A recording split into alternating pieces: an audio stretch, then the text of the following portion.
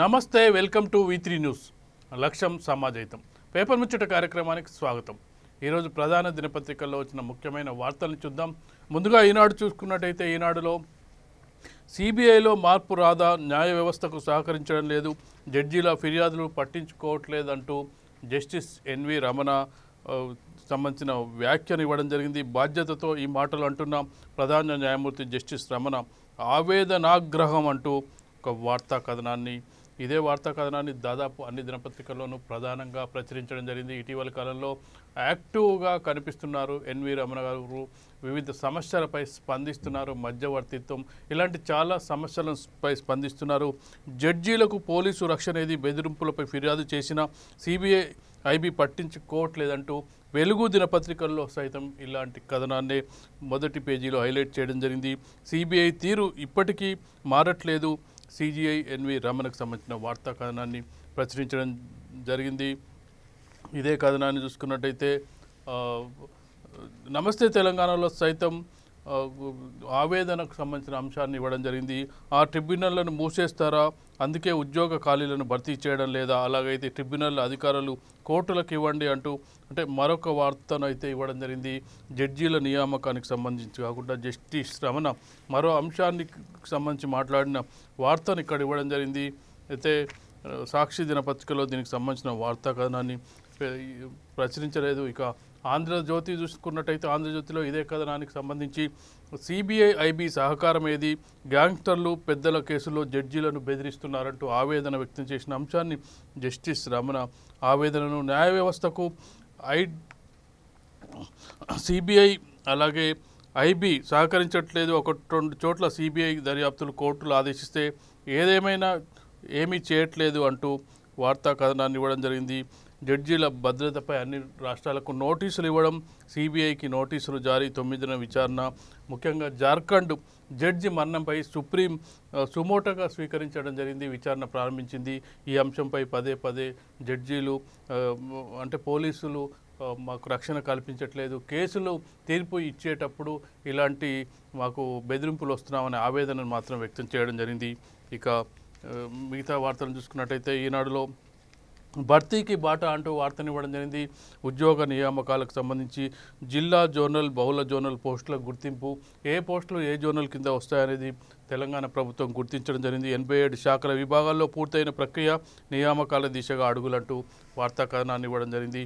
ఇదే వార్తను వెలుగు దినపత్రికలో చూసుకున్నట్టయితే ఈ వార్తను మొదటి పేజీలో ఇది ప్రచురించడం కనిపించలేదు మనకు. ఇక నమస్తే తెలంగాణలో చూసుకున్నట్టయితే ఉద్యోగాల పునర్వ్యవస్థీకరణ, ప్రభుత్వ శాఖల్లో క్యాడర్ రీఆర్గనైజేషన్ పూర్తి, జిల్లా జోనల్ మల్టీ జోనల్. ఇప్పుడు ఇక మనకు 3 కేటగిరీలలో కనిపిస్తున్నాయి ఉద్యోగాలు. జిల్లా ఒకటి, జిల్లా కేంద్రంగా, అలాగే జోనల్ కేంద్రంగా, మల్టీ జోనల్. ఏ పోస్ట్ దేని కిందికి వస్తుంది అనేది కేటగిరికల్గా ప్రభుత్వం డిక్లేర్ చేయడం జరిగింది. 85 జీవోలు జారీ, కొత్త జిల్లాలకు పోస్టులు అంటూ వార్తా కథనం ఇవ్వడం జరిగింది. మల్టీ జోనల్ పోస్టుల కింద ఏమేమి వస్తాయని చెప్పి కూడా ఇక్కడ వార్తా కథనాన్ని ఇవ్వడం జరిగింది. Deputy collector, RDO, assistant secretary, superintendent, tahsildar, inspector of survey, CI, DSP, commercial tax officer, deputy commercial tax officer, assistant. Group 1 cadre దాదాపు కూడా గ్రూప్ 1, గ్రూప్ 2 కేడర్ అంతా మల్టీ జోనల్ కిందకు వచ్చే అవకాశం కనిపిస్తుంది. ఇదే వార్తకు సంబంధించి మనం సాక్షిలో చూసుకున్నట్టయితే ఉద్యోగుల క్యాడర్లు ఖరారు అంటూ వార్తను ఇవ్వడం జరిగింది. ప్రభుత్వ ఉద్యోగాలు జిల్లా జోనల్ మల్టీ జోనల్ పోస్టుల గుర్తింపు, దీనికి సంబంధించిన వార్తను సాక్షిలో సైతం ప్రచురించడం జరిగింది. ఇక ఆంధ్రజ్యోతిలో తీసుకున్నట్టయితే తహసీల్దార్ మల్టీ జోనల్ కిందికి వస్తున్నట్టుగా హెడ్డింగ్ వార్తగా ఇవ్వడం జరిగింది. కొత్త జోనల్ వ్యవస్థకు అనుగుణంగా క్యాడర్ పోస్టుల విభజన పూర్తి, జిల్లా జోనల్ మల్టీ జోనల్ స్థాయి పోస్టులను నిర్ధారిస్తూ ఉత్తర్వులు జారీ, 4వ తేదీన 84 జీవోల విడుదల, తాజాగా శుక్రవారం వెలుగులోకి అంటూ వార్తా కథనాన్ని ఇవ్వడం జరిగింది. ఇక మిగతా వార్తలను చూసుకున్నట్టయితే ఈనాడులో మిగతా వార్తలను చూసుకున్నట్టయితే నీటి వాటాపై వెనకడుగు లేదు, నీటి వాటా విషయంలో వెనుకడుగు లేదంటూ మరొకసారి ముఖ్యమంత్రి స్పష్టం చేసిన అంశాన్ని ఈనాడు దినపత్రికలో ప్రచురించడం జరిగింది. హక్కులపై బోర్డు సమావేశంలో గలమెత్తాలే, వాటిని తెలంగాణ వాణిని గట్టిగా వినిపించాలి, అత్యున్నత సమీక్షలో సీఎం కేసీఆర్, రేపు మరోసారి సమావేశానికి నిర్ణయం అనేది ఈనాడు దినపత్రికలో ఇవ్వడం జరిగింది. అలాగే వెలుగు దినపత్రికను చూసుకున్నట్టయితే నీటి వాటాలపై బోర్డు మీటింగులో పట్టుబట్టాలే అధికారులు, ఇంజనీర్లకు సీఎంఓ కేసీఆర్ ఆదేశం, సీఎం కేసీఆర్ ఆదేశం, ఆదివారం మళ్ళీ చర్చిద్దామని సూచన అంటూ వార్తా కథనాన్ని ఇవ్వడం జరిగింది. ఇదే అంశాన్ని నమస్తే తెలంగాణలో చూసినట్టయితే తగ్గేదే లేదు, రాష్ట్ర నీటి హక్కులపై వెనుకడుగు వేయం, రాష్ట్ర ప్రయోజనాల పరిరక్షణ కోసం అధికారులు పట్టుదలతో కృషి చేయాలంటూ వార్తా కథనాన్ని ప్రచురించడం జరిగింది. కృష్ణా గోదావరి బోర్డుల సమావేశంలో అనుసరించాల్సిన వ్యూహంపై సీఎం కేసీఆర్ సమీక్ష, కేంద్ర గెజిట్ నోటిఫికేషన్లోని అంశాలు, ట్రిబ్యునల్ తీర్పులపై క్షుణ్ణంగా పరిశీలన అంటూ వార్తనివ్వడం జరిగింది. నమస్తే తెలంగాణలో సాక్షిలో మొదటి పేజీలో మొదటి వార్తగా చూసుకున్నట్టయితే వెనక్కి తగ్గేదే లేదు, రాష్ట్ర నీటి హక్కులను బోర్డుల సమావేశాల్లో వివరించండి, సీఎం కేసీఆర్ రాష్ట్ర వాణిని గట్టిగా వినిపించండి, ప్రభుత్వ యంత్రాంగం అంతా పట్టుదలగా ఉండాలంటూ దిశానిర్దేశనం చేసిన అంశాన్ని సాక్షి పత్రికలో ప్రచురించడం జరిగింది. ఇదే వార్తను మనం ఆంధ్రజ్యోతిలో తీసుకున్నట్టయితే సాగునీటి హక్కులపై రాజీపడం, రైతాంగం ప్రయోజనాల విషయంలో వెనుకడుగు వేసే ప్రసక్తే లేదు, 9న కృష్ణా గోదావరి బోర్డుల సమావేశంలో అంశాలన్నీ లేవనెత్తాలంటూ ఆంధ్రజ్యోతిలో కథనాన్ని ఇవ్వడం జరిగింది. ఇక మిగతా వార్తలు ఈనాడులో చూసుకున్నట్టయితే ఇక సుప్రీం కోర్టులో అమెజాన్కు విజయం అంటూ ఒక వార్తా కథనాన్ని, అలాగే అతివేగం 2 కుటుంబాల ఛిద్రం, చౌటకూర్ శివార్లో ఘోర రోడ్డు ప్రమాదం, లారీని కారు ఢీకొన్న ఘటనలో 5గురు అక్కడికక్కడే మృతి అనే వార్తా కథనాన్ని లోపల పేజీలో ఇవ్వడం జరిగింది. ఇక స్టాఫ్ లాక్ గేట్ పనులకు ఆటంకం అంటూ మరొక వార్తా కథనం. ఇక మరొక ముఖ్యమైన రాజకీయ సంబంధించిన వార్త, వివాదానికి దారితీసే అంశం ఉన్న ఒక వార్తా కథనాన్ని, రాజీవ్ ఖేల్ రత్నను ఇకరించి ధ్యాన్చంద్ ఖేల్ రత్న దేశ అత్యున్నత క్రీడా పురస్కారం పేరు మార్పు అంటూ వార్తా కథనాన్ని ఇవ్వడం జరిగింది. ఇదే వార్తను చూసుకున్నట్టయితే మిగతా పత్రికల్లో దీనికి సంబంధించిన వార్తను మొదటి పేజీలో ఇక్కడ ప్రచురించలేదు, వెలుగు దినపత్రికలో అయితే ప్రచురించలేదు, అలాగే నమస్తే తెలంగాణలో కూడా దీనికి సంబంధించి వార్తా కథనాన్ని ప్రచురించలేదు. ఇక సాక్షిలో ఇకపై రాజీవ్ గాంధీ కాదు ధ్యాన్చంద్ ఖేల్ రత్న అంటూ పేరు మార్పుకు సంబంధించిన అంశాన్ని ఇక్కడ ప్రధానంగా ప్రచురించడం జరిగింది. దీన్ని ఎందుకు పేరు మార్చాల్సి వచ్చింది అనేది కూడా ప్రధాని మోడీ ట్విట్టర్లో పేర్కొనడం జరిగింది. దేశంలో అత్యున్నత క్రీడా పురస్కారం ఖేల్ రత్న అవార్డుకు ధ్యాన్చంద్ పేరు పెట్టాలంటూ దేశవ్యాప్తంగా నాకు పెద్ద సంఖ్యలో విజ్ఞప్తులు వస్తున్నాయి, వారి ఆలోచనకు నా కృతజ్ఞతలు, ప్రజలందరి భావోద్వేగాలను పరిగణలోకి తీసుకుంటూ ఇకపై ఈ అవార్డు మేజర్ ధ్యాన్చంద్ ఖేల్ రత్నగా పిలువబడుతుందంటూ దానికి కారణాలను వివరించడం జరిగింది. ఇక ఆంధ్రజ్యోతిలో రాజీవ్ ఖేల్ రత్న అవార్డు ఇక మేజర్ ధ్యాన్చంద్ ఖేల్ రత్న పేరు మారుస్తూ మోడీ సర్కార్ నిర్ణయం అంటూ వార్తనివ్వడం జరిగింది.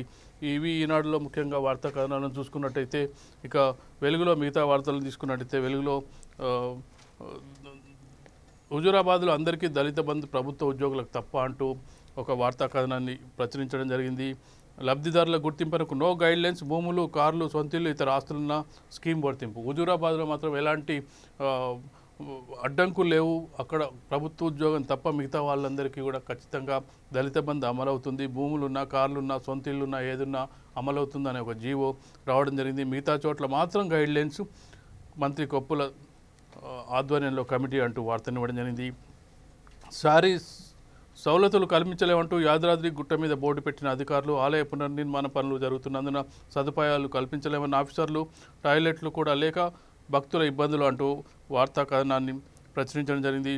మురుగులో మునిగిన కార్మికులు 3 రోజులైనా దిక్కులేదు, డ్రైనేజీ క్లీన్ చేస్తూ ఒకరి మృతి, మరొకరి ఆచూకీ ఇప్పటికీ దొరకలేదు. ఇక్కడ ఎల్బీనగర్ ప్రాంతంలో జరిగిన ఈ సంబంధించిన వార్తా కథనాన్ని ఇప్పటివరకు మృతులు ఇంకా దొరకలేదనే అంశాన్ని హైలైట్ చేయడం జరిగింది. ఈ నెల 16 నుంచి 20 వరకు కిషన్ రెడ్డి టూర్, 4 రోజుల పాటు ఆశీర్వాద్ యాత్ర, కోదాడలో ప్రారంభం, సికింద్రాబాద్లో ముగింపు. మోడీ సర్కార్ సంక్షేమ పథకాలకు ప్రజలకు వివరించున్న కేంద్ర మంత్రిగా బాధ్యతలు స్వీకరించిన తర్వాత, కేబినెట్ మంత్రిగా స్వీకరించిన తర్వాత పార్లమెంట్ సమావేశాలు ముగిసిన వెంటనే హైదరాబాద్కు పర్యటనకు వస్తున్నారు. మొదటిసారి కేంద్ర కేబినెట్ మంత్రి హోదాలో వస్తున్నారు కిషన్ రెడ్డి. ఇక రైతు పార్లమెంటుకు ప్రతిపక్షాల మద్దతు అంటూ మరొక వార్తా కథనాన్ని ఇవ్వడం జరిగింది. ఇక ఇవి వెలుగు దినపత్రికలో మిగతా వార్తలను చూసుకున్నట్టయితే నమస్తే తెలంగాణ మిగతా వార్తలను చూసుకున్నట్టయితే రైతు బీమా ప్రీమియం 800 కోట్లు అంటూ ఒక వార్తా కథనం ఇవ్వడం జరిగింది. ఇక టీఎస్ బీ పాస్తోనే అనుమతులు అంటూ మరొక కథనాన్ని ఇవ్వడం జరిగింది. 1280 కోట్లతో 17 ఎన్టీపీసీలు, మురుగునీటి శుద్ధిలో మరో మైలురాయి అనే వార్తా కథనాన్ని, పిహెచ్డీ గడువు 6 ఏళ్లే, నిర్దిష్ట సమయం 4 ఏళ్లే, మరో 2 ఏళ్లు వెసులుబాటు, ఆ తర్వాత థీసిస్ స్వీకరించరు, ప్రక్షాళన దిశగా ఓయూ గైడ్లైన్స్ అంటూ ఇది ఒక ప్రత్యేకంగా గతంలో అయితే పిహెచ్డి ఎన్ని సంవత్సరాలైనా చేసుకొని రెండేళ్లకు గడువు పెంచుకుంటూ పోయే అవకాశం ఉండే ఇప్పుడు 4 ఏళ్ల తర్వాత కేవలం మరో 2 ఏళ్ళు వెసులుబాటు ఇచ్చే అవకాశానికి సంబంధించిన అంశాన్ని ఇక్కడ పరిశీలిస్తున్నట్టుగా మనకు కనిపిస్తుంది. ఈ వార్తా కథనం ఆధారంగా సాక్షిలో ఇక మిగతా వార్తలను చూసుకున్నట్టయితే జేఈ మెయిన్స్లో తెలుగు విద్యార్థుల సత్తా అంటూ ఒక వార్తను ఇవ్వడం జరిగింది. జాతికి గర్వపడేలా పోరాడారు మహిళా హాకీ ప్లేయర్లతో మోడీ ప్రస్తావించిన అంశాన్ని, మీరు జాతి యావత్ గర్వపడే పోరాటం చేశారు, మీరంతా బాగా ఆడారు, మీ కృషికి పథకం దక్కలేదేమో కానీ కోట్ల మంది చిన్నారులకు మీ నుంచి ఎంతో ప్రేరణ దక్కుతుంది, మీ వల్లే మన జాతీయ క్రీడకు మళ్ళీ పునరుత్తేజం వచ్చిందంటూ హాకీలో అమ్మాయిలు ఓడిపోయినప్పటికీ చివరి కాంస్య పథకమైన వస్తుంది అనుకున్నప్పటికీ రాకపోయినప్పటికీ దేశ ప్రజల అభిమానాన్ని చూరగొన్నారు. అలాగే ప్రధాని కూడా ఆ విధమైన ట్వీట్ చేయడం జరిగింది. ఇక మరొక వార్తను చూసుకున్నట్టయితే యుద్ధ ప్రాతిపదికన గేటు పనులు అంటూ వార్తను, అతివేగం 5 ప్రాణాలు అంటూ మరొక వార్తను ఇవ్వడం జరిగింది. ఇక ఆంధ్రజ్యోతిలో మిగతా వార్తలు చూసుకున్నట్టయితే జేఈలో తెలుగోడి విజయం అంటూ ఒక వార్తను ఇవ్వడం జరిగింది. మెయిన్స్ 3వ సెషన్ ఫలితాలు విడుదల. ఇక బడిగంట మోగేది ఎప్పుడంటూ ఒక ప్రత్యేక కథనాన్ని ఇవ్వడం జరిగింది. దాదాపు మార్చిలో స్కూళ్ళు మూతపడ్డాయి. పోయిన సంవత్సరం మార్చిలో మూతపడ్డ స్కూలు ఇప్పటి వరకు తెరవలేదు. మధ్యలో కొన్ని పెద్ద తరగతులకు కాలేజీలకు తెరిచినప్పటికీ బడిలకు చాలామంది పిల్లలు బడిలకు దూరమయ్యారు. సంవత్సరంన్నర నుంచి దాదాపు ఇక 2 ఏళ్ళు కావస్తుంది. 2 ఏళ్ల నుంచి బడి వచ్చే సంవత్సరం తెరుస్తారా ఎప్పుడు తెస్తారో తెలియని పరిస్థితి కనిపిస్తుంది. దీనికి సంబంధించిన ప్రత్యేక కథనాన్ని ఆంధ్రజ్యోతిలో ప్రచురించడం జరిగింది. 2006 కోట్లు మాఫీ, 6 లక్షల మందికి అన్నదాతలకు లబ్ధి, 50,000 రుణమాఫీకి సంబంధించిన అంశాన్ని ఆంధ్రజ్యోతి ప్రచురించడం జరిగింది. ఇవి ఈరోజు వివిధ దినపత్రికల్లో వచ్చిన అంశాలు. వీటిపై విశ్లేషిద్దాం. ఈరోజు ప్రధాన దినపత్రికల్లో వచ్చిన ముఖ్యమైన వార్తలను చూసుకున్నట్టయితే ఎన్వి రమణ కీలకమైన వ్యాఖ్యలు చేయడం జరిగింది.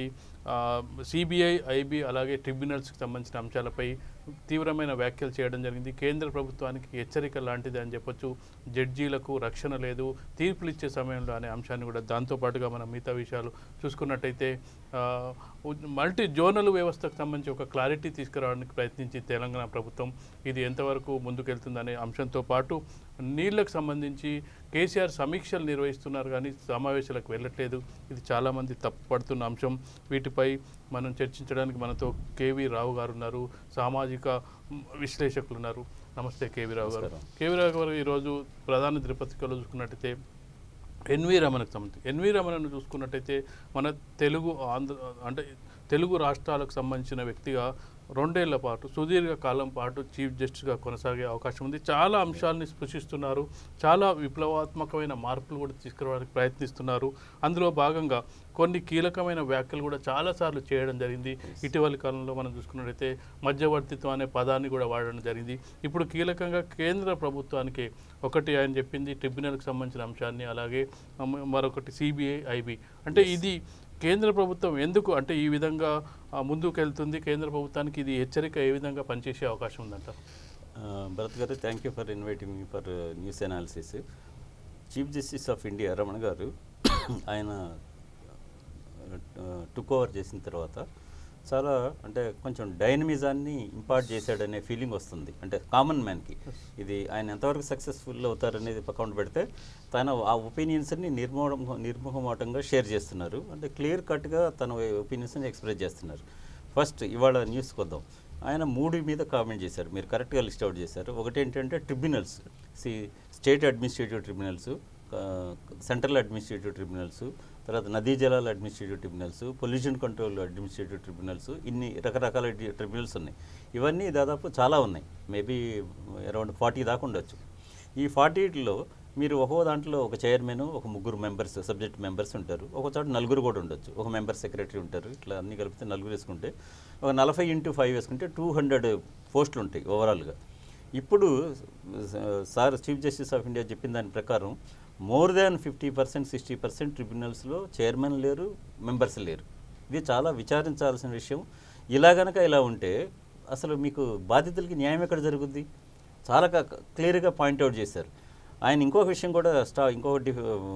కూడా షేర్ చేసింది ఏంటంటే ఒక ఎగ్జిస్టింగ్ అంటే ఇప్పుడున్న సుప్రీంకోర్టు ఆధ్వర్యంలో వీటన్నిటికీ ఇంటర్వ్యూలు జరిగినాయి, మెంబర్స్ని సెలెక్ట్ చేయడం జరిగింది. అయితే ఇప్పుడు ప్రాబ్లం మీకు ఐడియా ఉండి ఉంటుంది. జడ్జెస్ అపాయింట్మెంట్లో ప్లస్ వీటిలో ఇది ఒక విధమైన గివ్ అండ్ టేక్ పాలసీ లాగా రన్ అవుతుంది మన కంట్రీలో. అంటే క్లియర్ కట్ గైడ్లైన్స్ ఏం లేవు. ఒకప్పుడు సుప్రీంకోర్టు సిఫార్సు చేసిన నేమ్స్ని సెంట్రల్ గవర్నమెంట్ ఆమోదించి వెనక పంపాలి, లేదా వాళ్ళకి ఏదన్నా ఫైండింగ్స్ ఉంటే అంటే కొన్ని నెగిటివ్ రిమార్క్స్ ఏమైనా ఉంటే అవి chief justice of India communicate చేయాలి, అదర్వైజ్ పెండింగ్ పెట్టకూడదు. కానీ మీరు చూస్తే ఇంతకుముందు కాంగ్రెస్ గవర్నమెంట్ అయినా ఈ ఎన్డీఏ గవర్నమెంట్ అయినా వీటిలో కొంచెం కాంగ్రెస్ గవర్నమెంట్లో కొంచెం స్పీడ్ ఉంది దీనికి ఇప్పుడు ఎన్డీఏ గవర్నమెంట్ కంటే కూడా. జనరల్గా సుప్రీంకోర్టు చేసిన రికమెండేషన్స్ని వాళ్ళు ఎక్కువ కాలం పెండింగ్ పెట్టుకోలేదు, ఏదన్నా ఉన్నా కూడా కన్వే చేశారు. ఈ మెంబర్కి అగెనెస్ట్గా ఇవి ఉన్నాయి మా దగ్గర ఇన్ఫర్మేషన్ అని కన్వే చేయడం జరిగింది. But call has to be taken ultimate by chief justice of India. ఇప్పుడు ఈ వీటిలో ఆయన చెప్పింది ఏంటంటే ఈ ట్రిబ్యునల్స్ లిస్టులో చాలామందిని 30-40% మెంబర్స్నే సెలెక్ట్ సుప్రీంకోర్టు అది గవర్నమెంట్ ఆఫ్ ఇండియా క్లియర్ చేసింది, మిగతా వాళ్ళ పేర్లు రిజెక్ట్ చేసింది. అంటే ఎలా మరి? ఒక చీఫ్ జస్టిస్ ఒక సుప్రీంకోర్టు జడ్జి ఆధ్వర్యంలో ఒక సిస్టమేటిక్ జరుగుద్ది. సుప్రీంకోర్టు జడ్జి కనుక ఏదన్నా సెలెక్షన్ చేశారంటే సిస్టమేటిక్ జరుగుద్ది. మీరు వాటిని మీకు ఏమైనా గవర్నమెంట్ ఆఫ్ ఇండియాకి ఒపీనియన్ ఉంటే chief justice of India convey చేయాలి. సార్ మీరు ఈ విధంగా చేయండి, ఇట్లా చేయండి, వీళ్ళని తీసుకోండి. దాంట్లో suppose minimum all India service క్యాడర్లను కానీ లేకపోతే గ్రూప్ 1 సర్వీస్ క్యాడర్స్ని కానీ లేకపోతే సబ్జెక్ట్ ఎక్స్పర్ట్స్ కానీ మెంబర్స్గా తీసుకోండి. అలానే చైర్మన్ ఆఫ్ ది కమిటీస్గా రిటైర్డ్ హైకోర్టు జడ్జెస్ కానీ సుప్రీంకోర్టు జడ్జిలు కానీ ఉంది, క్లియర్గా ఉండాలి. ఇప్పుడు నాకు బాగా బాధాకరం అనిపిస్తుంది ఏంటంటే ఇది ఎప్పటి నుంచో చూస్తున్న issue. There is no dialogue between government of India and Supreme Court. రెండు స్వతంత్ర సంస్థలు లెట్ us అగ్రీ. అంత మాత్రాన ఇప్పుడు భార్యాభర్తలు కూడా స్వతంత్ర వ్యక్తులే, కానీ కలిసి బ్రహ్మాండంగా ఉంటున్నారు కదా, వాళ్ళు షేర్ చేసుకుంటున్నారు కదా. అలానే ఎవరి పరిధిలో వాళ్ళు ఈ విషయం చర్చించేసుకొని అర్జెంటుగా అపాయింట్ చేయాలి. దట్ ఈస్ అర్జెంటుగా ట్రిబ్యునల్స్కి చైర్మన్ మెంబర్స్ని అటెండ్ చేయాలి చెప్పారు. 15 రోజులు టైం మీద ఇచ్చారు, అడిషనల్ 10 రోజులు ఇచ్చారు, అడిషనల్ సోలిసిటర్ జనరల్ చెప్పారు. సెకండ్ పాయింట్ ఏంటంటే సిబిఐ అండ్ ఐబీకి వీళ్ళకి ఇచ్చిన కేసుల్లో ప్రోగ్రెస్ అంత సంతృప్తికరంగా లేదనేది ఆయన వాదన. చాలా వరకు మనం అగ్రీ అవ్వాల్సింది. దీంట్లో మీరు ఏ కేసులనే తీసుకోండి, సుప్రీంకోర్టు ఫైనల్గా డిస్పోజల్ దాకా తీసుకెళ్లిన కేసులు అంటే కంప్లీట్ ఎఫ్ఐఆర్ కాడ నుంచి ఫైనల్ షార్ట్ షీట్ ఫైల్ చేసి మొత్తం నడిపించిన కేసుల్లో సక్సెస్ఫుల్ రేటు ఈవెన్ 30% కూడా లేదండి. చాలా వరకు క్రాష్ అయినాయి, మధ్యలో ఆగిపోయినాయి. తర్వాత కొన్ని కేసులు అయితే 6-7 సంవత్సరాలు 7 సంవత్సరాలు కూడా అని కొన్ని కేసులు ఇంతవరకు ఫైనల్ షార్ట్ షీట్ ఫైల్ చేయన ఇష్యూ జరుగుతుంది. సో దీని విధంగా ఇది పక్కన పెడితే ఇది ఒకటి మెయిన్ జనరల్ కేసులకు సంబంధించింది. ఈ మధ్య న్యాయవాదుల మీద సోషల్ మీడియాలో కానీ లేకపోతే బహిరంగ మన జడ్జిని హత్య చేయడం జరిగింది. ఇప్పుడు పరిస్థితి జడ్జిలకి ఇలాంటి ప్రమాదాలు బెదిరింపులు వస్తున్నప్పుడు ఇది చాలా ఇంకా అంటే మనకి చాలా ఇబ్బంది కలిగించే ఇది. ఇప్పుడు డెమోక్రటిక్ కంట్రీలో జడ్జిలకే రక్షణ లేకపోతే వాళ్ళే ఫ్రీగా ఆలోచించాలి. అంటే రక్షణ ఏంటి? ఎక్కడి నుంచి? ఇది సమాజంలో ఫ్రీగా ఎవరికి బెదరకుండా నిష్పక్షపాతంగా ఆలోచించాల్సిన వ్యక్తుల్లో జడ్జిలు ముందుంటారు, మనమంతా తర్వాత. తీర్పు ఇచ్చే సమయంలో వాళ్ళే ఫైనల్ కాబట్టి వాళ్ళ జడ్జిమెంట్ కి ఫ్రీ హ్యాండ్ ఇవ్వాలి, వాళ్ళకు రక్షణ ఉండాలి, ఫ్రీగా ఉండాలి, వాళ్ళకి అన్ని రకాల ప్రొటెక్షన్ కావాలి, ఎలాంటి ఒత్తిడి ఉండకూడదు. అలానే వాళ్ళు ఇచ్చిన జడ్జిమెంట్లు కనుక ఉంటే మీరు మీ ఆర్టికల్ రూపంలోనూ జడ్జిమెంట్ని మాత్రమే క్రిటిసైజ్ చేయండి, జడ్జిని క్రిటిసైజ్ కూడదు. మనకి సుప్రీంకోర్టులో కాంటెంప్ట్ ఆఫ్ కోర్ట్ ఏంటంటే జడ్జిమెంట్ మీద మీరు డెమోక్రటిక్ ఒపీనియన్ని ఎక్స్ప్లెయిన్ చేయండి, రాయండి, డిస్కస్ చేయండి, కానీ జడ్జికి ఏ విధమైన దురుద్దేశాలను ఆపాదించకూడదు. అది వెరీ వెరీ ఇంపార్టెంట్. సో ఆ విధంగా ఆశిద్దాం మనం. జడ్జీలు కూడా ఒకవేళ తీర్పు తర్వాత కూడా పైకోర్టుకు వెళ్ళే అవకాశాన్ని కూడా ఖచ్చితంగా ఉంది. డిస్ట్రిక్ట్ కోర్టు నుంచి హైకోర్టు, హైకోర్టు నుంచి సుప్రీంకోర్టు, ట్రిబ్యునల్ నుంచి అడుగుతారు. ఫైనల్ గా ఫుల్ బెంచ్ కావాలి, ఈవెన్ రీజియనల్ పిటిషన్ కూడా వేసుకోవచ్చు. ఇలాంటివన్నీ ఉన్నాయి. ఫెసిలిటీస్ అంటే ఒకటి రెండో పాయింట్ అంటే ఇంకొక యాంగిల్ ఏంటంటే దీంట్లో భరత్ గారు, ఇది ఒక ప్రాసెస్ కరెక్ట్, బట్ పేద ప్రజలకి నార్మల్ ప్రజలకు వచ్చేసరికి ఇంత లాంగ్ బ్యాటిల్ అంటే కష్టం. మనం ఎక్స్పెక్ట్ చేయాల్సింది ఏంటంటే జ్యుడిషియరీ కూడా నిష్పక్షపాతంగా ఉండి ఫాస్ట్గా జస్టిస్ని డెలివర్ చేయాలి, అది ప్రైమ్. సో దాన్ని ఒకసారి కోరుకుంటూ జడ్జిల మీద అసభ్యంగా మాట్లాడటం కానీ సోషల్ మీడియాలో కామెంట్ చేయడం కానీ వాళ్ళని బెదిరించడం కోవడం అనేది ఇమీడియట్గా ఆగిపోవాలండి. అన్ని government, state governments, central governments దీని మీద యాక్షన్ తీసుకోవాలి వాళ్ళ ఏజెన్సీగా. రావు గారు, మరొక వార్తను తీసుకున్నట్టయితే ఉద్యోగ నియామకాలు అనేది తెలంగాణ ప్రభుత్వంలో దాదాపుగా ఆగిపోవడం జరిగింది. 7 ఏళ్ల కాలం నుంచి జరగలేదు.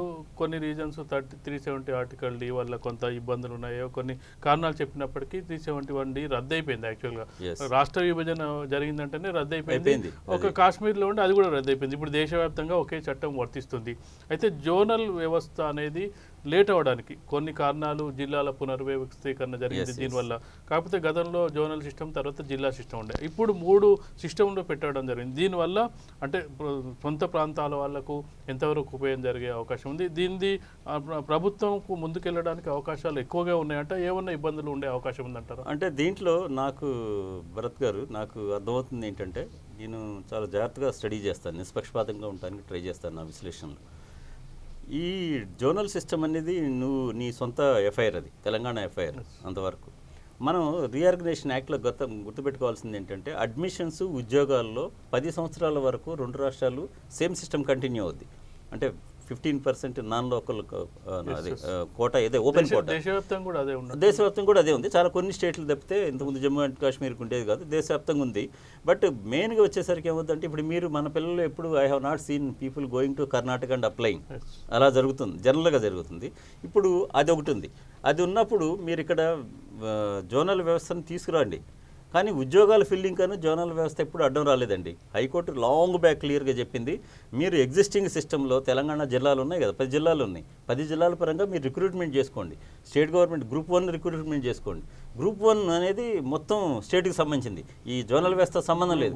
అది ఇంతవరకు అడ్వర్టైజ్మెంట్ రాలేదండి. గ్రూప్ 2 అనేది మొదటి state level public service commission ఉన్నా కూడా మిగతా అన్ని జిల్లా లెవెల్ పోస్టులే ఉన్నాయి. ఇప్పుడు ఈయన ప్రత్యేకంగా చేసింది ఏం లేదండి, విషయాన్ని సంక్లిష్టం చేశారు కొంతవరకు. మీకు ఈజీ అనిపిస్తుంది కానీ దాన్ని సంక్లిష్టం చేశారు.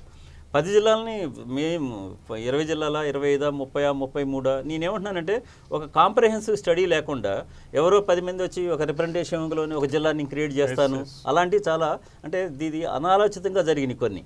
మీరు 33 జిల్లాలు అవసరం అండి, మీరు ఆలోచించండి. అంటే చాలా మంది అన్నది ఏంటంటే 10 జిల్లాలకు మరొక 10 జిల్లాలు యాడ్ చేసినట్టయితే సరిపోయేది, బ్రహ్మాండంగా ఉండేది. అనవసరంగా ఇంకొక 10-12 జిల్లాలు ఎక్కువ, కలెక్టర్లు కూడా పని లేకుండా, పెద్ద జిల్లాకు కలెక్టర్ పనిచేసిన వ్యక్తి కేవలం ఒక రెవెన్యూ డివిజన్, 2 డివిజన్లు, 2 ఒకటే ఒక్కో చోట. ఇప్పుడు జనరల్ గా ఒక్కో జిల్లాలో 3 నుంచి 4 ఉండేవి, మరి ఒక్కో జిల్లా 10 జిల్లాలు 33 అయింది. ఒకటే మరి సో ఉద్యోగ రిక్రూట్మెంట్కు దీనికి సంబంధం లేదండి. ఉద్యోగాల భర్తీ అనేది తెలంగాణ గవర్నమెంట్లో నత్తనడగలు నడుస్తుంది. ఓకే, అసలు ఆయన ముఖ్యమంత్రి గారు అసెంబ్లీ పరంగా లేదా అంతకుముందు తెలంగాణ ఏర్పడే ముందు మాట్లాడిన జోష్ కానీ ఆ సిన్సియారిటీ కానీ కంప్లీట్గా లోపించింది, అందులో సందేహం లేదు. సో ఉద్యోగ నియామకాలకను ఈ ఈ వ్యవస్థీకరణకి సంబంధం లేదు. సో అది పక్కన పెడితే ఇప్పుడు దీనికి వద్దాం. ఇది చాలా బాగా చేశారు, ఇది no doubt. District level, zonal level, multi zone, రాష్ట్ర లెవెల్. సో కానీ ఇక్కడ కావాల్సింది ఏంటంటే, ఇప్పుడు కొన్ని పోస్టుల వరకే ఇచ్చారు వీళ్ళు వచ్చిన వరకు. మరి మనకు చేయాల్సింది ఏంటంటే, దాదాపు 300-400 రకాల పోస్టులు ఉంటాయి అన్ని చోట్ల. ప్రతి డిపార్ట్మెంట్లో ఒక 150 నుంచి 300 రకాలు. ఇవాళ మెడికల్ డిపార్ట్మెంట్లో తీసుకుంటే దాదాపు 300 రకాల పోస్టులు ఉన్నాయి.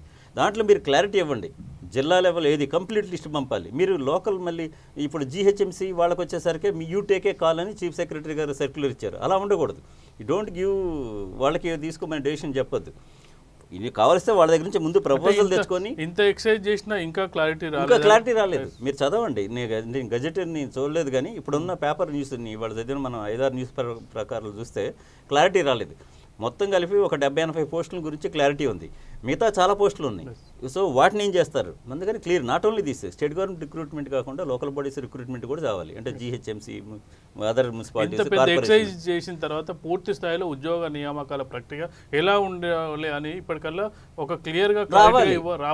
మీరు జోనల్ వ్యవస్థను ఏర్పాటు చేస్తున్నారు, ఇది జోనల్ వ్యవస్థ ప్రెసిడెన్షియల్ సిగ్నేచర్ దాకా ఆగాల్సిన అవసరం లేదు, ప్యారల్గా చేసేయండి. అది ప్రెసిడెన్షియల్ అప్రూవల్ వచ్చిన తర్వాత ఇమీడియట్గా మీరు ఇచ్చేటట్టు ఉండాలి, క్లారిటీ ఇచ్చేటట్టు ఉండాలి. ఇప్పుడు ఈ విషయాలన్నింటినీ అంటే ఈ క్లారిఫికేషన్ మొత్తాన్ని ప్రతి అడ్వర్టైజ్మెంట్లో చెప్పాలి. ఇప్పుడు కూడా క్లారిటీ రాకపోతే రేపు రిక్రూట్మెంట్ నోటిఫికేషన్ ఇచ్చేటప్పుడు మేము ఏ విధంగా మెన్షన్ చేస్తారు, ఈ పోస్ట్ డిస్ట్రిక్ట్ చెప్పాలి కదా క్లియర్గా, క్యాండిడేట్స్కి మిగతా వాళ్ళకి తెలియాలి. ఇక మరొక వార్తను తీసుకున్నట్టయితే రావు గారు, ఇక్కడ కృష్ణా గోదావరికి సంబంధించిన అంశాలు మొత్తానికైతే కేంద్ర ప్రభుత్వం చేతిలోకి, కేంద్ర ప్రభుత్వం ఆధీనంలోకి వెళ్ళిపోయి కేంద్ర ప్రభుత్వం అడగకుండానే ఇరు రాష్ట్ర ముఖ్యమంత్రులు స్వయంగా తీసుకెళ్లి అధికారాలన్నీ కూడా అక్కడ అప్పచెప్పడం జరిగింది. ఇప్పుడు బోర్డు మీటింగ్లకు రమ్మంటే గతంలో అపెక్స్ కమిటీ మీటింగ్కు తెలంగాణ, ఆంధ్రప్రదేశ్ ముఖ్యమంత్రులు రాలేదు, పీఎం స్వయంగా పిలిచినా వెళ్ళలేదు. అప్పుడు వివిధ కారణాలు చెప్పడం జరిగింది. తదనంతరం కృష్ణా బోర్డు మీటింగ్కు పిలిస్తే పూర్తిస్థాయి మీటింగ్ కావాలి. నిన్న పూర్తిస్థాయి మీటింగ్ జరిగితే పూర్తిస్థాయి మీటింగ్కి వెళ్ళలేదు. కేసీఆర్ సమీక్ష విషయంలో తగ్గేది లేదు, రాష్ట్ర నీటి హక్కుల కోసం గట్టిగా పోరాడండి అని చెప్తున్నారు. కానీ మేము బోర్డు మీటింగ్లకు బోర్డు మీటింగ్లకు రాకుండా ఎక్కడ పోరాడతారు, ఎవరి దగ్గర వాదన వినిపిస్తారు అనేది అందరికి వేస్తున్న ప్రశ్న. కరెక్ట్. ఇది మీ ప్రశ్న చాలా జెన్యూన్, చాలా అంటే చాలా ఆలోచించాల్సిన విషయం. ఇప్పుడు మీరు ఎక్కడైతే బుర్ర పెట్టి ఆలోచించాలో అక్కడ హృదయాన్ని పెట్టి ఆలోచించకూడదు. ఓకే, ఇక్కడ బుర్ర పెట్టి ఆలోచించాల్సి, ఇది ఎమోషనల్ ఇష్యూ కాదు, it is no more an issue, emotional issue అండి. ఇవాళ రెండు రాష్ట్రాల మధ్య ఎమోషనల్ ఇష్యూ కిల్ అయిపోయింది. ఒకసారి సపరేట్ అయిపోయిన తర్వాత ఎమోషనల్ ఇష్యూ అయిపోయింది. ఇప్పుడు కావాల్సింది ఏంటి? అమికబుల్ సెటిల్మెంట్ కావాలి. ఇద్దరు బ్రదర్స్ ఎట్లా ఆస్తి పంచుకుంటారో అలా చేయాలి. ఇప్పుడు మీరు మొన్న విద్యుత్ దాని ప్రకారం చూస్తే విద్యుత్ ప్రొడ్యూస్ చేయడానికి తెలంగాణకి అధికారం ఉందండి. కానీ అది ఎప్పుడు ఎక్సెస్ వాటర్ ఉన్నప్పుడు చేయాలి. నువ్వు విద్యుత్ నేనేంటి ఏపీ గవర్నమెంట్ నీ లెక్క చేసేది ఏంటి? నా ఇష్టం. ఇది థర్మల్, అది ఈ కేంద్రాన్ని హైడల్ ప్రాజెక్ట్ నిర్మించింది విద్యుత్ కోసం కాబట్టి నేను ఫుల్ స్థాయిలో ఇది చేస్తానంటే వాటర్ వేస్ట్ అవుతున్నాయి. మనం గమనించాలి. ఏ రాష్ట్ర ఎక్కడ వేస్ట్ అయినా, ఆంధ్రప్రదేశ్లో వేస్ట్ అయినా, కర్ణాటకలో వేస్ట్ అయినా, తెలంగాణలో వేస్ట్ అయినా, దేశంలో ఎక్కడైనా వాటర్ వేస్ట్ అయితే మనం బాధపడాలి. సో మీరు అలా చేసిన మూలాన్ని ఏమైంది? ఏపీ గవర్నమెంట్ కోర్టులో, సుప్రీంకోర్టులో కేసేసింది, సెంట్రల్ గవర్నమెంట్ కూడా నిర్మించింది. సుప్రీంకోర్టు ఇప్పుడు మీకు ఒక బాధ్యత ఉంది. వీళ్ళిద్దరూ పోట్లాడుకున్నప్పుడు అల్టిమేట్గా సెంట్రల్ గవర్నమెంట్ ఇంటర్వ్యూన్, మన రీఆర్గనైజేషన్ యాక్ట్లో అది ఉంది ప్రొవిజన్. ఎక్కడైనా ఇరుపక్షాలకి అభిప్రాయ భేదాలు ఉంటే సెంట్రల్ గవర్నమెంట్ దగ్గరికి వెళ్ళాలి, లేదా కోర్టు దగ్గరికి వెళ్ళాలి. ఇప్పుడు ఏపీ గవర్నమెంట్ సెంట్రల్ గవర్నమెంట్కి ఇస్తే ఇప్పుడు కంప్లీట్గా ఇప్పుడు నేను ఉన్న వాస్తవం చట్టపరంగా ఉన్న స్థితి చెబుతున్నాను. చాలామందికి తెలియకపోవచ్చు ఇది. ఈ కృష్ణా గోదావరి బోర్డుల మీద ఇప్పుడు తెలంగాణ గవర్నమెంట్కి, ఏపీ గవర్నమెంట్కి ఎలాంటి అధికారం లేదు. కంప్లీట్గా సెంట్రల్ గవర్నమెంట్ టేక్ ఓవర్ చేసుకుంది. ఆ రెండుకి సెంట్రల్ గవర్నమెంట్ బోర్డులు కాన్స్టిట్యూట్ చేసింది. ఇప్పుడు ఈ రెండు రాష్ట్రాలను క్లియర్గా అడిగింది, మీ వాటా ఎంత, మీ ప్రాజెక్టులు ఏం చేస్తున్నారు, మీరు డిపిఆర్లన్నీ ఇవ్వండి. తెలంగాణ అడిగింది, ఆంధ్రప్రదేశ్ని అడిగింది. ఇప్పుడు తెలంగాణ చేయాల్సింది ఏంటంటే, నువ్వు మీటింగ్లో అటెండ్ అవ్వడం తప్పు, మీటింగ్ అటెండ్ అవ్వు, చెప్పు, అక్కడ నీ వాదన చెప్పు. మేము అసలు ఈ బోర్డులనే యాక్సెప్ట్ చేయనని అంటే నువ్వు కోర్టులో ఛాలెంజ్ చేసుకో, నువ్వు ఛాలెంజ్ చేసుకో. అప్పటి వరకు ఎళ్ళు, వాదన వినిపించు. ఇప్పుడు అది వాదన పక్కన పెడితే డిపిఆర్లు, ఎస్టిమేట్లు, పర్మిషన్లు ఇవ్వడానికి ప్రాబ్లం ఏంటండి? ఇప్పుడు ఎవరికి అభ్యంతరం ఉండాల్సిన అవసరం లేదు. ఒక హాస్పిటల్ ఉంటుందండి, ఇన్స్పెక్షన్ పోతారు. ఒక కాలేజీ ఉంటుంది, ఇన్స్పెక్షన్ పోతారు. మీకున్న పర్మిషన్స్ మొత్తం నాకు చూపించండి. అడుగుతాం, అడగరు. స్టేట్ గవర్నమెంట్ అడుగుతుంది. జేఎన్టీయూ దాని కింద ఉన్న ఇంజనీరింగ్ కాలేజీలకి ఇన్స్పెక్షన్ పంపించినప్పుడు టీంకి అన్ని ప్రజెంట్ చేయాలి. మీరు మెడికల్ కాలేజీలో అయితే ఈవెన్ పేషెంట్లు కూడా ప్రజెంట్ చేయాలి. ఇప్పుడు నువ్వు ప్రాజెక్టులు కొడుతున్నాను అంటున్నావు. ఓకే, చాలా దాని మీదే కేసీఆర్ గారు పూర్తి క్రెడిట్. తెలంగాణలో ఏకైక ప్రోగ్రామ్ అంటే సింగిల్ ప్రోగ్రామ్, మిగతా చిన్న చిన్నవి అనుకోండి. ఇది ఆయన భారీ ఎత్తున డబ్బులు ఖర్చు చేస్తూ చాలా లక్షల ఎకరాలకి నీటి వసతి కల్పించడం కోసం, అలాంటి మంచినీళ్ళు ఇవ్వడం కోసం టేకప్ చేసింది ఇవి ప్రాజెక్టులు. దాంట్లో అన్నా నువ్వు పర్ఫెక్ట్గా ఉండాలి. చాలా వరకు పర్ఫెక్ట్గా ఉంటే ఇచ్చేసాయి డాక్యుమెంట్స్ అన్నీ. డిపిఆర్ల విషయంలో ఎందుకు అంటే మనం చిన్న ఒక షాప్ పెట్టుకున్నా, లేదంటే ఏదైనా చిన్న ఇండస్ట్రీ పెట్టుకున్నా ఖచ్చితంగా ఒక డిపిఆర్ అని ఉంటుంది, ఆ ప్రాజెక్ట్ రిపోర్ట్ ఉంటుంది. ప్రాజెక్ట్ రిపోర్టు సమర్పించడానికి కేంద్ర ప్రభుత్వానికి ఎందుకు రాష్ట్ర ప్రభుత్వాలకు ఇబ్బందులు అవుతున్నాయి అనుకోవచ్చు? అంటే ఒకటే అండి, నిష్పక్షపాతంగా ఆలోచిస్తే రెండు గవర్నమెంట్లు డివియేట్ అయినాయి. వాళ్ళ షేర్ నుంచి డివియేట్ అయిపోయినాయి. వాళ్ళకున్న వాటర్ ఉపయోగించుకోవాల్సిన దానికంటే డివియేట్ అయిపోయినాయి. ఇప్పుడు వీళ్ళిద్దరు కొట్లాడుకొని సెంట్రల్ గవర్నమెంట్ చేతులు పెట్టారు. ఇప్పుడు ఏమైంది? మీరు మన ఇద్దరం కొట్లాడుకున్నాం. ఇప్పుడు ప్రమాదం ఏంటంటే ఇది అనుమతులు ఉంటేనో లేకపోతేనో ఏదో ప్రాజెక్టులు కట్టుకుంటూ పోయారు. ఇప్పుడు సగంలో ఉన్న ప్రాజెక్టు కూడా ఆగిపోయే పరిస్థితి నెలకొంది. ఎందుకంటే కంప్లీట్గా మీరు ఆ అనుమతులు వస్తేనే కట్టుకోండి అని చెప్పి సెంట్రల్ గవర్నమెంట్ ఇప్పుడు ఒకటి జలశక్తి శాఖ నుంచి వచ్చింది. ఇప్పుడు కనీసం ఏదో మంచో చెడో కట్టుకున్న తర్వాత పర్మిషన్ తీసుకునే పరిస్థితి కూడా లేదు. ఇప్పుడు ఇద్దరు ఇదే అంటుంది. నేను మీరు అనాలోచితంగా మీరు కొట్లాడుకొని పేపర్ ప్లేయింగ్ టు గ్యాలరీ, మీకు తెలిసే ఉంటుంది, మీరు ఎవరు senior journalist. Playing to gallery అంటే పబ్లిక్ కోసం మాట్లాడొద్దు. మనం మేజర్ సమస్యల మీద అసలు పబ్లిక్ గురించి మాట్లాడాల్సిన అవసరం లేదు. పబ్లిక్ వాళ్ళ కోసం ప్లే చేయాల్సిన అవసరం లేదు. నీటిని అప్రాపరియేట్గా పంచుకొని ఉపయోగించుకోవడం అనేది ఇద్దరు ముఖ్యమంత్రుల బాధ్యత. వీళ్ళిద్దరు కాస్త కొత్త మిత్రులు, చాలా సహృదయం ఉంది ఇద్దరికి. మరి కూర్చొని చర్చించుకోవాలి. దీనికి రెండో ఆలోచన లేదండి ఎక్కడ కూడా. ఈవెన్ నిన్న చీఫ్ జస్టిస్ ఆఫ్ ఇండియా ఏమన్నారు, లేదా మీడియేషన్ అని ఏర్పాటు సహకరిస్తామని చెప్పారు. మీరిద్దరు ఒప్పుకోకపోతే నేను ఆ బెంచ్ను ఉంచను, దీన్ని ట్రాన్స్ఫర్ చేయాలి. నేను ఏపీ ఏముందంటే మీరు ఆర్బిట్రేషన్ వద్దు, మీ మీద మాకు గౌరవం ఉంది, మీరు విచారించినా పర్లేదు, బట్ ఈ కేసు చట్టపరంగా తేలాల్సిందే అనగానే ఆయన వేరే బెంచ్కి దాన్ని ట్రాన్స్ఫర్ చేశారు. ఆయన బాధ ఏంటంటే ఇరు రాష్ట్రాలు, రెండు తెలుగు రాష్ట్రాలకు సంబంధించిన ప్రజలు నాకు సొంత వాళ్ళే, తీర్పు ఇవ్వలేనని చెప్పి ఆయన తప్పుకున్నాడు. ఆయన వాదనలో కానీ ఎవరైనా ఫీల్ అవుతారని, ఆయన వాదనలో కూడా నిజమైంది. ఎందుకంటే రేపు తెలంగాణకు అనుకూలంగా ఇస్తే ఆంధ్రప్రదేశ్ బాధలు ఇబ్బంది అంటే కొంతవరకు ఆయన మీద వ్యతిరేకత రావచ్చు, లేదంటే ఇక్కడ వాళ్ళు తీర్పు ఖచ్చితంగా వచ్చినప్పటికీ కొంత ఇట్లా జరిగింది ఫీల్ అవుతారు. చీఫ్ జస్టిస్ ఆఫ్ ఇండియాని బహిరంగ ఏమైనా పైన కూడా లోపల ఫీల్ అవుతారు. సో ఆయన ఆ సిచ్యువేషన్ అవాయిడ్ చేసి, ఈవెన్ మేధా పట్కర్ కూడా సూచించింది అదే, మీరు ఇరు రాష్ట్రాల ముఖ్యమంత్రులు కలిసి కూర్చొని మాట్లాడుకోండి సూచన కూడా చేయండి. కానీ అసలు ఎవరు ఏం చెప్పినా కానీ ఇరు రాష్ట్రాల ముఖ్యమంత్రులు కలిసి కూర్చోవడానికి ఎందుకు ఇబ్బంది పడుతున్నారో అర్థం కావట్లేదు. అండ్ ఈ విషయంలో నేను అనేది ఏంటంటే, మనం పెద్దవాళ్ళం, ఇప్పుడు I'm also 60 years, we have seen life మొత్తం గవర్నెన్స్ అంతా చూసాం. కేసీఆర్ గారే జగన్ని బిడరా అని పిలిచి మంచిగా కూర్చోబెట్టి ఏం చేద్దాం వాటర్ ఇది ఇప్పుడు ఈ రెండు ఉపయోగించుకుందాం, ఓకే వాళ్ళ అబ్బాయి ఏజే అయింది, పెద్దగా ఇదేం లేదు. సో పిలిచి కూర్చొని చర్చించడం అనేది అల్టిమేట్ అండి. చర్చలే దేని సొల్యూషన్కైనా అల్టిమేట్ అండి. కొట్లాట్లు ఎప్పుడు వార్స్ కూడా, నేను ఇంతకుముందు కూడా చెప్పాను, యుద్ధాలు కొట్లాట్లు ఎప్పుడు కూడా సొల్యూషన్ ఇవ్వు, తాత్కాలికంగా ఉపశమనం ఇస్తాయి. మీరు ఒక కంట్రీ మీద గెలిచారనుకోండి, ఒక 2 సంవత్సరాలు వాడు వీక్గా ఉంటాడు, అంతేగాని వాడిలో ఉన్న హృదయాన్ని గాయం చేసేది మీరు మార్చలేదు. సో చర్చించుకొని ఒక 10 రూపాయలు అటో ఇటో, ఒక 10 TMCలు అటో ఇటో మీరు పంచుకోండి. That is the best solution. Thank you KV Rao గారు, పేపర్ ముచ్చట కార్యక్రమానికి వచ్చి మీ విశ్లేషణ అందించినందుకు. ఇది ఈరోజు పేపర్ ముచ్చట కార్యక్రమం. లక్ష్యం సమాజయితం, V3 న్యూస్.